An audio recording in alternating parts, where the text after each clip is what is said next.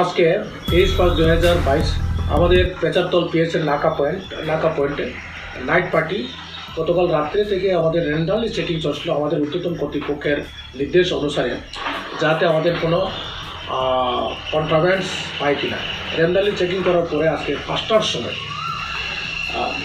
একটা গাড়ি NL02N-1213 10 চাকার গাড়ি তখন আছে। এই গাড়িটারে আমাদের নাকা পার্টি সনেশ দেববর্মা ছিল, যার নেতৃত্বে গাড়ি থেকে থামানোর জন্য চেষ্টা করে, কিন্তু গাড়িটা না থামিয়ে সজোরে টেনে চলে যায়।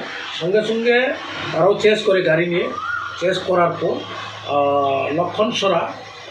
লক্ষণসরা বাউন্ডারি যেটা পেচারতল পেট্রোল পাম্পের নিকটে গাড়ি রেখেছে পালিয়ে যায়। এটা আমাদের যে কনস্টেবল কয়েকজন ছিল চেষ্টা করছে, 2-3 টিলা পার হওয়ার পরও তারা ধরতে পারে নাই, এবং আমাদের পাবলিকও সঠিক ছিল। পরবর্তী সময় আমাদের ডিসিএম সাহেব, কুমারঘাট ডিসিএম সাহেব, ওনাকে আমরা রিকোয়েস্ট করে আসার জন্য উনি আছেন।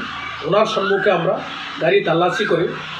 স্পটে তাল্লাশি করার পরে টোটাল 26 বান্ডিল মেজারিং করে দেখা গেছে 261 KG suspected to be dry ganja আমরা রিকভার করেছি, এবং ছোটো মোবাইল, ছোটো কিপ্যাড মোবাইল 2টা এটা পাওয়া গেছে। আমরা দেখতেছি এটা এখন এটা এনডিপিএস অ্যাক্ট অনুসারে আমরা কেস নিয়ে তদন্ত করার পরে কার কি এটা আমরা করে দেখতেছি। স্যার এটা কি শুকনো গাঁজা?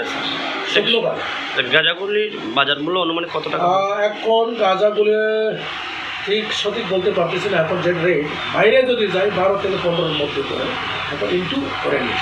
স্যার গাড়ি চালক সাথে সাথে কি পালিয়ে যায়? হ্যাঁ, গাড়ি চালক পালিয়ে যায়, কারণ গাড়ি যেভাবে আমাদের নাকা পয়েন্টে গাড়িটারে তারা যদি একটু আমাদের সতর্ক যদি না হয়তো হয়তো এটা আমাদের আনফোর্স কোনো কিছু হইতে পারত। স্যার গাড়িগুলো কোথা থেকে আসছিল? গাড়িটা সাসপেক্টেড আগরতলা থেকে টুয়ার্ডস হয়তো গুয়াহাটির দিকে যাচ্ছিল, হতে পারে। ধন্যবাদ।